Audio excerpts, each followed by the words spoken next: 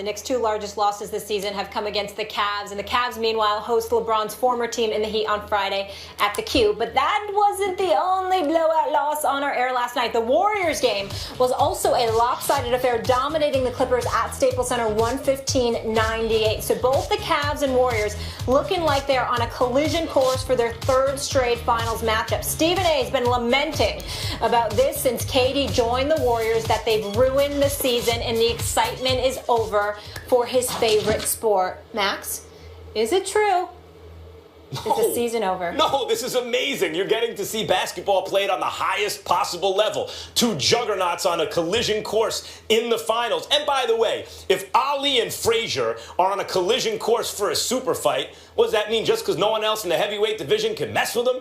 That you don't want to see any of those fights? If Tyson and Holyfield are getting ready to fight, you don't want to see Smoking Burt Cooper and Michael Moore knock each other down 5 times, or George Foreman and Ron Lyle in a slugfest? I'll watch the Celtics and the Bucks. Those guys are on TV. That's an interesting game if you like hoops. I mean, there are things to watch all over the NBA. Spurs are playing the Thunder. Am I not interested in that simply because there are two teams that are better than those guys? No. All this is, if you're wrapped up in the idea that you already know who's going to be playing in the finals, then I welcome you to most seasons in the NBA where you pretty much know at least the Final Four, the conference finals, from the very beginning, and usually you have a pretty good idea of the finals. So if you're wrapped up in that, and that's going to stop you from appreciating two teams as good as the Cavs and the Warriors right now, I don't know what I can tell you. I guess you're not going to enjoy it. I'm going to enjoy it. Well, I appreciate that because there's very little you can tell me. That's number one. Number two, I love the analogy that you brought up, like people actually know who Ron Lyle is. I know him, but when you brought him up, I'm quite sure our audience don't know who the hell that guy is. Right. Okay, that's number two. Number three, Max. Look, man, it's not about right or wrong here with you and I on this particular issue. It's about preference, and last night exemplified that more than anything.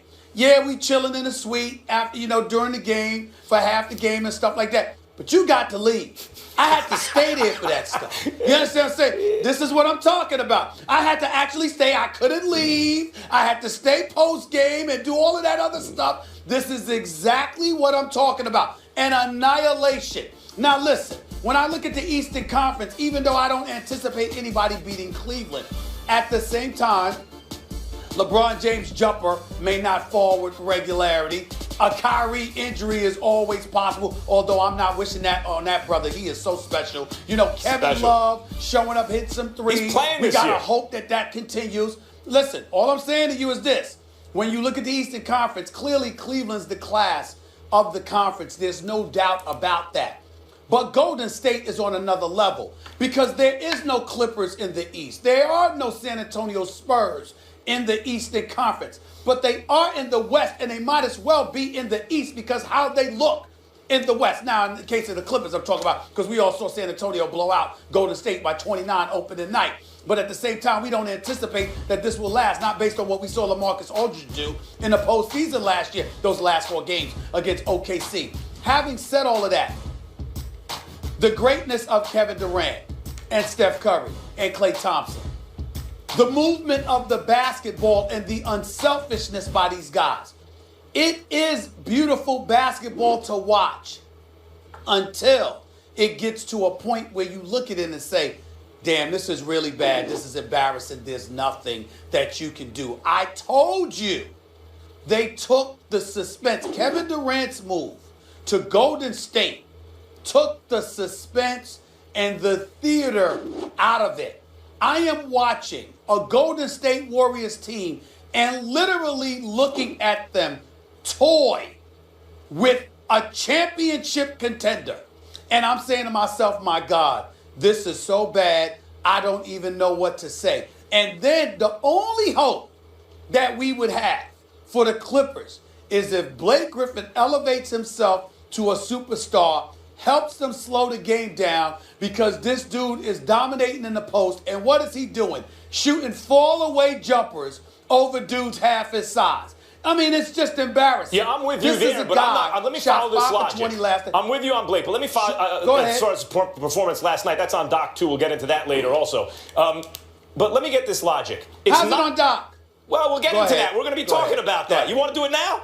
I mean, let's look at this logic that you're using here. In the Eastern Conference, the Cavs are playing in a weaker conference, so you really don't hold it against them that they're as good as they are.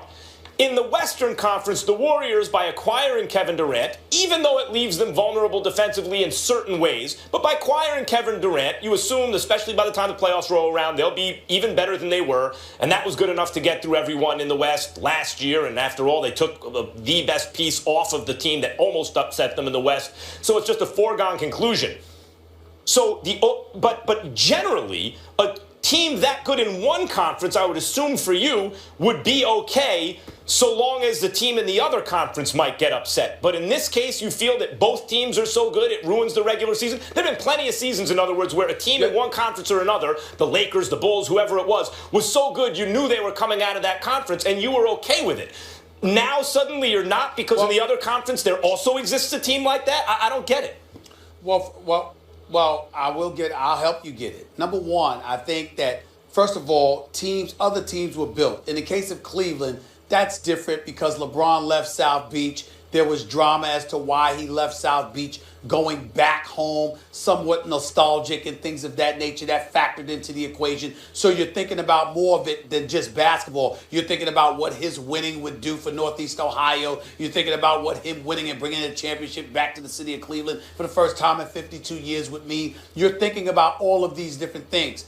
In the case of, and not only that, you were also thinking, as much as I did not feel this way because I absolutely loved him in South Beach, I'm damn near still mad at him for not being in South Beach because I have no really reason. That's what you really mean when you say the regular season is ruined. That's what you really mean.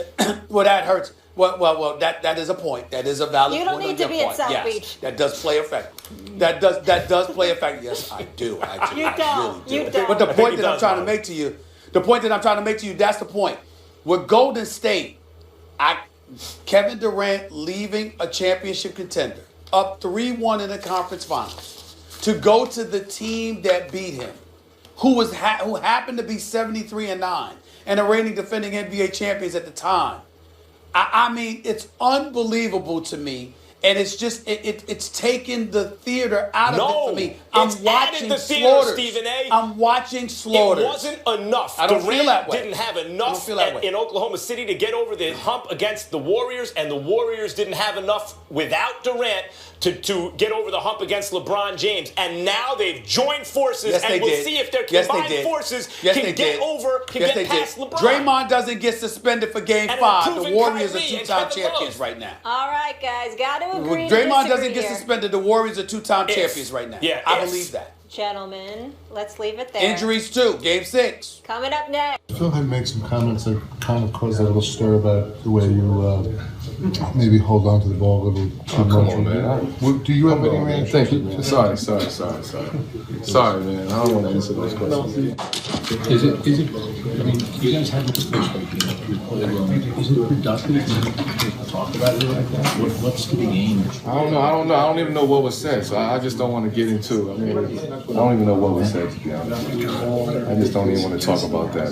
What are you talking about exactly? I want to stay away from that at this point. My focus is my teammates and winning. We've been playing great basketball, and that's the only thing I'm focused on. Whatever Phil said, he said. I have nothing to say about that. Who's living up to his name, feeling kind of mellow there. Stephen A., does Carmelo Anthony, should he demand a trade at this point? Yeah, I think he should. Max, I've known Carmelo Anthony for a long, long time. One of the things that Carmelo Anthony and I adamantly disagree about is that I've been on him to ask out of New York, and I'm a diehard Knicks fan. I'm a native New Yorker, but I got a lot of love for Carmelo Anthony. In this situation with Phil Jackson, Carmelo's not built for this. Carmelo is real. Carmelo is one of those individuals that he will refrain from saying anything at all rather than dance around an issue and say things that, without saying what he really wants to say. And, he's never told me this because I have to be completely honest about this. He's never told me this. But again, I've known him for more than a decade, closer to 15 years, actually. And I'm telling you right now, I don't think he likes Phil Jackson. I know I don't like Phil Jackson, and I can't blame him for not liking Phil Jackson. And here is why. because of situations like Carmelo Anthony had to deal with last night. Here you are in the media capital of the world, clearly in a position where you're going to be flummoxed by just an avalanche of reporters because of something this man said when he's sitting in the stands for home games, when he ain't traveling to road games unless they're to L.A., which is where he lives most of the time. And that's about it. And not only that, he's responsible for the absence of talent that's around you because he hasn't been able to put it around you, not with any degree of efficiency. It's something that's an absolute joke, and yet Carmelo Anthony has to deal with this. Now, you got to understand, this is entirely different than New York Chicago or LA. Yes, Chicago is the second city. Yes, LA is the second largest market in the United States of America. But, excuse me, but you notice, Max, the reporters, the amount of reporters that are there don't compare to the amount of folks covering the New York teams. That's number one. And number two, those teams were relatively successful. Michael Jordan and the Chicago Bulls didn't stink up the joint. They were showstoppers. You look at Kobe Bryant and the Los Angeles Lakers. Even when Phil took over, he didn't take over a dormant, perpetually dysfunctional franchise. He took over dudes that were tinkering on trying to win a championship. They just needed coaching. They needed somebody to bring the pieces together. This is an entirely different situation. The New York Knicks stink for the most part. This year, they're better, basically average, and because of that, we thought there was cause to celebrate. But then in the midst of all of that, you ticked off LeBron James, who came into the Garden, embarrassed you along with Kyrie Irving and the rest of Cleveland, by the way, because they hit 22 three-pointers, which is a Garden record for crying out loud against the Knicks. And then on top of it all, they're adding insult to injury by having a water bottle contest during the game. Yeah, we're going to get into that. This is the kind of stuff that's happening. We're going to get into that. And Melo is subjected to it is all I'm trying to say. He's not built to have a bunch of people coming at him to have to answer about what his boss says about him, because what Melo wants to say about him, Max, is you know what you can kiss. But he can't do that. And that's hard for him. Melo's also not built to be the best player on a championship team. Never was, or it had happened already. But this ain't a championship team. It's not. It's certainly not. But almost no matter. If you have a championship team, then by definition, there'll be a better player on it than Carmelo Anthony. And he's an excellent player offensively. I understand that. The question is, should he demand a trade? And the answer is no. The Knicks should trade him, but he shouldn't demand it because the Knicks will get less back for him. I suppose from Carmelo's point of view, he should demand it because then that lowers his trade value, and wherever he's going gets to retain more of their assets and therefore be a better destination for him. But from the Knicks' point of view, they should trade him now. They should have traded him last year. They should have traded him a long time ago, so the sooner they trade him, the better. It's not because he's not good. He's very good. It's because they're never going to win a championship with him. His age doesn't coincide with Porzingis' age in a way that will ultimately lead to them winning a championship. I agree with you that Carmelo deserves better, and maybe the Knicks don't, but if you root for the Knicks, which I have for most of my life, then you'd like them to get something good for him. And what should they get for Carmelo Anthony? Well, when you look at the league right now, I mean, the Knicks did a lot of stupid things in their day, among them handing Joakim Noah a 4-year deal to the tune of about $20 million a year. That's not over till the year 2019-20. I mean, Joakim Noah, if you watched last year, you knew that was an insane thing to do. Every time he sits on the bench, the team functions better. They have Kristaps Porzingis, maybe a kind of transcendent talent, we'll see, but certainly a guy with a ton of upside. You need to build around him. So what do you do with Carmelo? In this NBA, you need a penetrating point guard who can make good decisions and shoot the three. They don't have that right now, and Derrick Rose is a free agent. They're going to have to figure out what they want to do there. And you need versatile 3-and-D players who can switch on defense and hopefully 3-and-D plus, right? But guys like Nicholas Batum, now the league has recognized that, so guys like Batum are now getting max deals. But young players like Jay Crowder types, if they could flip Carmelo Anthony into a couple of Jay Crowders, young players to put with Porzingis, and then continue to look for the right point guard, that would be a step in the right direction, even though they have that idiotic contract on the books to Joakim Noah. Even Courtney Lee I like a lot, and even that contract, he's 31 years old, it's a 4-year deal, they're going to pay for decline, but okay, at least Courtney Lee is the right kind of complementary piece were he younger. You're looking for Courtney Lee plus 2 of those guys for Carmelo, and you could get it. Well, you're not wrong about the things that you just broke down. You're just off subject. And here's why I'm saying that to you, Max. Because when we ask the question as to whether or not Carmelo should demand a trade, we're not talking about the nuances that would work in the event that he's moved. We're talking about why should he feel like this is a place he doesn't want to be in. Well, and I'm saying that's where we're at because it's about Phil Jackson. You're saying it's about Carmelo's desires. You're saying it's about what Carmelo wants. I'm taking it from the other point of view. What about what would be best for the Knicks? But I'm saying we agree there. But if I'm saying what Carmelo should do and why, I'm speaking to what Phil has not done. And see, this is one of the things that we'll talk about this a little bit later on in the show. But no one wants to highlight the ultimately what's the most egregious part about what Phil has or has not done. If you're being paid $12 million a year, Max Kellerman, you are the guy, the president of basketball operations. You've got that name. You've got that cachet. You and I both know the primary responsibility is your ability to go out there and get marquee individuals to consider coming to this franchise because they know you're the overseer of it. You're the head. This man can't even get dudes to sit down and have dinner with him. This is what it is. And so when you look at it from that perspective, and then you're willing to nitpick about the one bona fide dude that you have on offense, even though Kristaps Porzingis is definitely the future of the franchise. Nobody's denying that. But what I'm saying is, what Carmelo is there, with you willing to pay him $122 million, you got to remember what they were willing to do.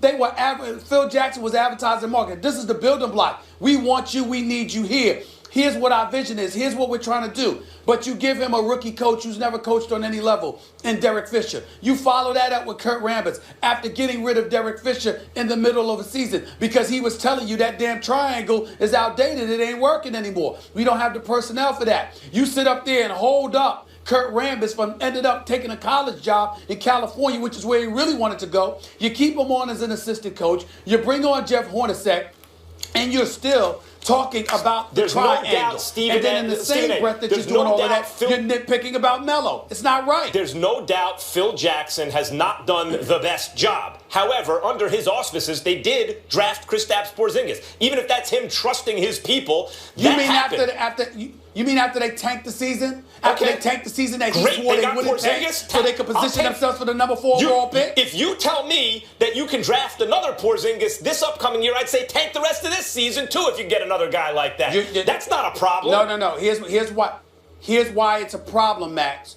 Because you paid Melo first. So what you did was hoodwink. I can't believe you, a native New Yorker, is missing this point. He hoodwinked New Yorkers into believing that you were trying, when in fact what happened was you paid Melo, then stuck up the joint, and you were in a position to draft Porzingis after that. That's the point. The reason that they can't get free agents, not just marquee free agents, not just guys with names, the reason they're relegated to trading for has-beens in terms of that level, like Derrick Rose, and it pains me to say that, that's a tragedy, but it's what it is. He's an average point guard. He used to be elite. The reason they have to go the marquee way instead of actually the best player route is because they don't want to come to New York, and it's not just the dysfunction of the franchise. Were Carmelo Anthony a greater player, then a core of him and Porzingis right now would be more enticing to free agents. But it's not. Carmelo, they'll never win a championship with him as the best player. They got to move him. No knock against him. It's just the level he is. It's high. It's not high enough. I'm clearly not making my point well enough for you. You're blaming Phil Jackson. You could have let Melo just walk. But then you get nothing for him. This way you split him into assets. Wait a minute. You're paying him $122 million right now. Right. Okay? You kept him there. My point to you is that if Melo were gone, because you could have worked out a sign and trade at the time, I'm saying to you, with Melo being here, you gave the impression you were trying to be competitive. When in fact, what you could have done is let him go, stunk up the joint, still been in a position to draft Porzingis, if not Karl Anthony Towns, and you could have went that way. All I'm saying to you, the vision of Phil Jackson is what we're talking about. I think here, this is not a Phil Jackson issue, Stephen A. You can bring Carmelo Anthony. Hold on. You can bring Carmelo Anthony up all you want to. I covered a 6-foot guard in Allen Iverson, who was a guy that shot most of the time. Wait a minute. He shot most of the time. You keep bringing that up about Melo Iverson. I am telling you, Larry Brown with Billy King, with Pat Croce, came to Philadelphia and surrounded Allen Iverson with complimentary parts because they knew that they weren't going to get them to do that. That's Phil's job. Yeah, but you're blaming it on Phil Jackson, and that's actually a Knicks bad franchise, starting with James Dolan, arguably the worst owner in sports. That's a Knicks bad franchise issue. This didn't start with Phil Jackson never having the long view and saying, let's get out of a bad deal and start from scratch. This is the Knicks with a rabid, irrational fan base that will sell out the Garden, at least in terms of ticket sales, that will do a number on TV as long as they have the pretense of trying to make a playoff push. So they're never willing to sacrifice the short-term finances of that in order to build for the long run. They're always serving two masters. On the one hand, convince New York you're being competitive. On the other hand, build a winning team. You can't do both. You're wrong. They can't.